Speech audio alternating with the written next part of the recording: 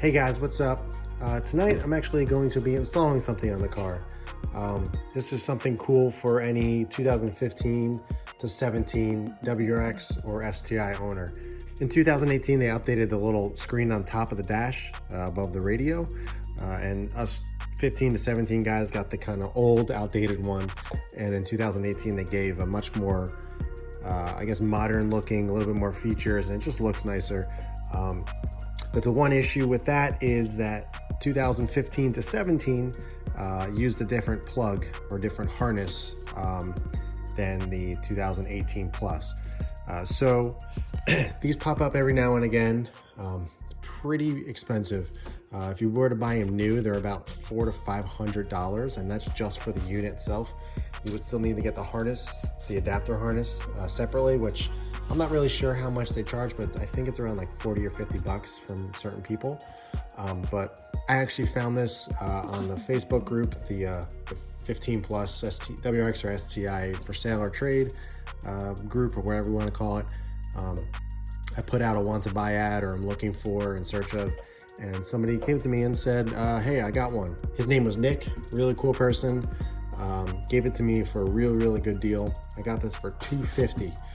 Normally you would find them for much more expensive. You know, people are trying to sell them on eBay for $400 or $500, which is crazy. I wasn't going to do this mod because I don't want to spend that kind of money on something so silly like this, but this was a really good deal. I really couldn't pass it up, and it came with the harness to plug it in to mine, the 17. So I figured, why not? I'm going to show you, I guess, what the current 15 to 17 looks like. I'm sure most of you know, but just in case anybody is not familiar, I'll go over that really quickly. As you can see, this is 2017 STI. Anything, like I said, from 15 to 17, WRX or STI has this display currently. It's very outdated. There's nothing crazy. There's some random things in here that I don't think anybody would ever use, or they don't use at all. So I found them a little strange. This is not very useful. The only thing that I like, obviously, is the boost gauge. I really don't use it. I have my access port down here, so that's kind of what I use to keep an eye on the boost. But otherwise, they do have a boost gauge integrated into this, which is nice. It looks cool, but it's nothing crazy. There's the settings. There's another clock option. It says your miles, how many miles you have left in your tank, the time, and the temperature. This is another exact same kind of information. Tells you your MPGs and how many miles left to empty. Again, same thing. This is your MPGs. How many things you need to know what your miles per gallon is. This is, I guess, I never really understood what this was, but I guess it shows where the power is going to what wheel. Again, first of all, if you're driving hard, or you're doing something performance oriented, driving spiritedly, you're not going to be looking at this tiny screen to figure out where the power is going on the wheels. So that's pretty useful. It's not very useful, so I don't understand why that's there. And this is the one I keep it on. You can customize what you want on this screen. I have it as the current boost, average miles per gallon on that trip, not the overall, and I have how many miles left on the tank. And also on the top right there has more information right here. It says how many miles I have left till empty, the temperature, and the time. Everything is so redundant. It's the same thing over and over. It's really silly. It's cool to have this little screen here, but it looks so dated. And the picture in the back, you can't really see it, but it looks like it's from like 1985. And I don't know. I never really liked it. On the left here, there's another separate screen. Here, let me just turn you can see this is where your temperature for your climate in the car is.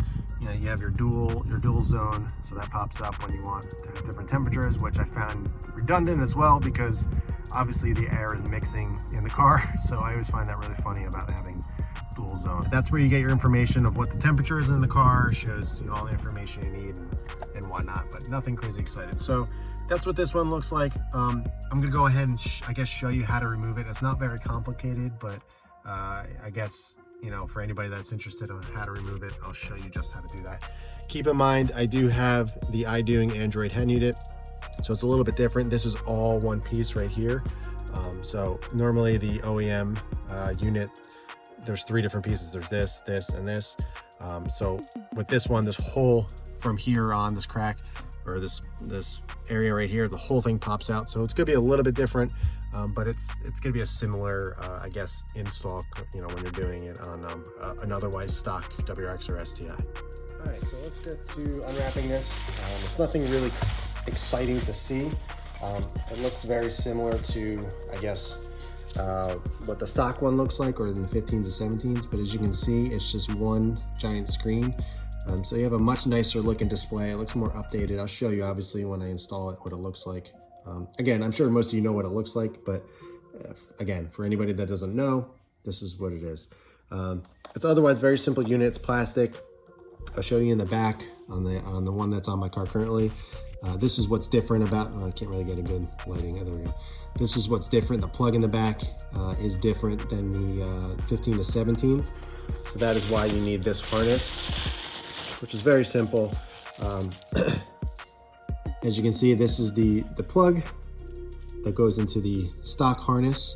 So you just plug that in, and then this end here goes right into the actual unit, the long plug right here. Like I said, I got this used, which is probably one of the only other part that I got used on the car is the kicker subwoofer. Everything else is new, but this thing I got used because I wasn't paying the full price, the $400 or $500 that they were asking brand new for these things.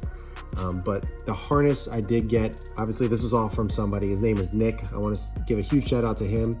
Really helpful, really cool dude. He literally shipped this, today's Monday. He shipped this on Saturday. I already have it.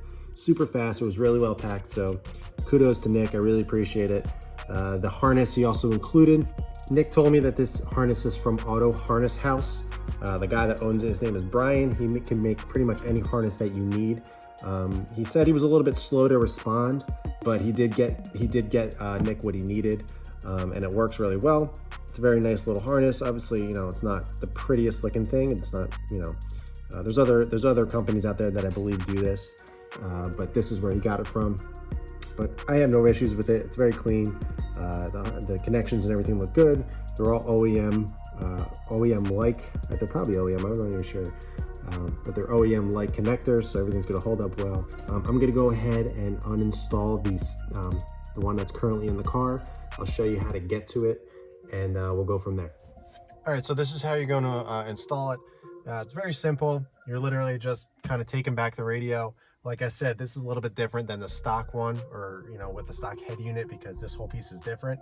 But for me, you literally, it's a really tight fit, but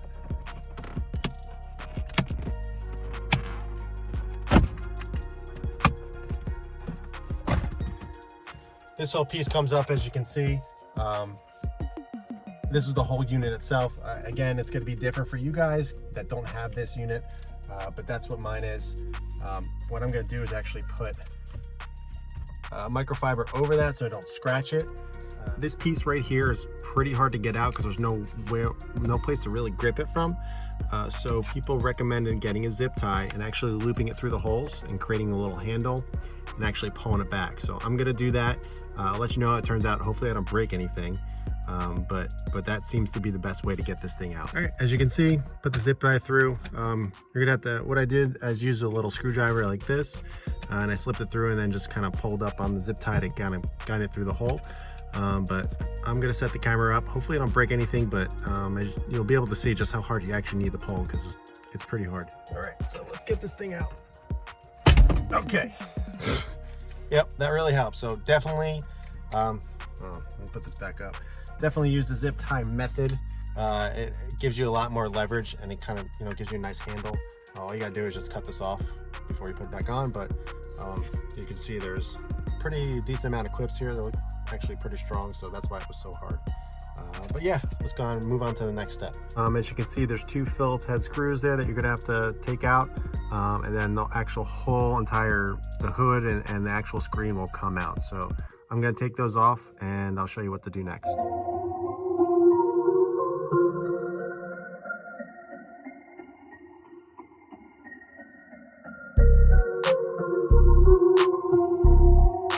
Now, I believe, yeah, there we go. So you kind of just pull up, comes right out. On the right side over here is where the harness plugs in.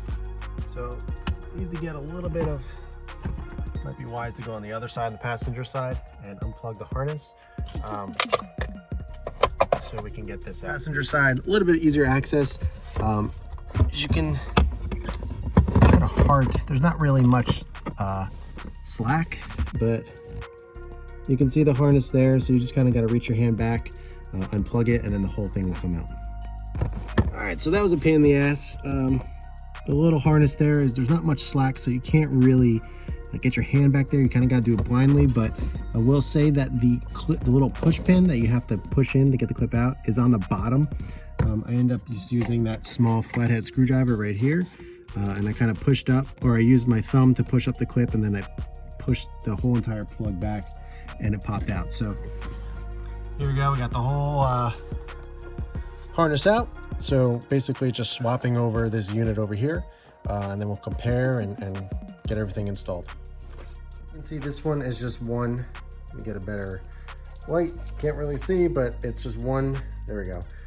One giant screen as opposed to the two screens that this one has. Again, this is much nicer looking, which I'll show you in a second once I get it plugged in. But all we have to do, and also real quick, be careful of this finish right here. This stuff can scratch pretty easily, so be careful of the tools you're using and everything. Now would be the time, if you're upgrading the hood over here. Some people do Alcantara, or they do the OEM leather. Now would be the time to do it. I actually do plan on doing some overland design stuff, which is Alcantara, but the stuff didn't come in yet, so I'll have to take it apart again. But it'll be much easier now that I know how to do it. But either way, now would be the time to do that. Okay, now all we want to do is just swap this unit over to this one. So you're going to see two screws on the back right here. You just want to take them out, simply pops out, and swap into the new one. Okay, I'm not sure if you guys can really see, but I showed you where the screws are. Well, this is very cheap. It's very bendy. Be careful of that right here. There's this piece, not very strong. But the two screws, this one and this one, you want to remove. Just use a Phillips head. Try to do this kind of tight a bit with my right hand.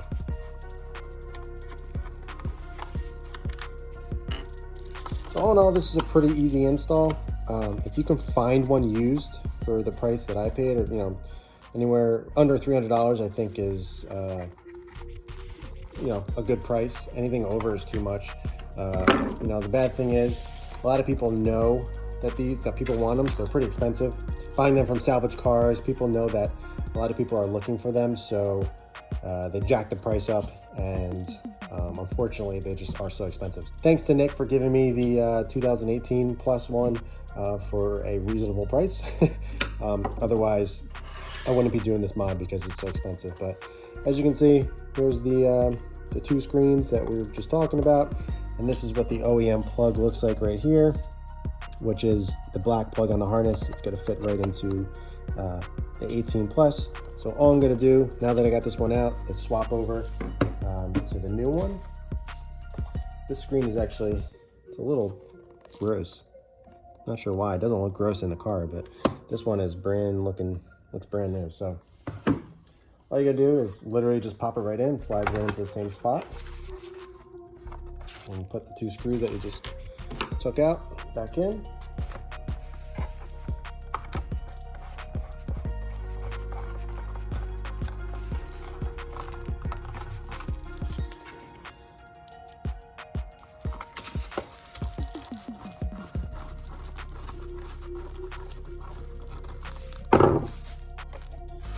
There you go.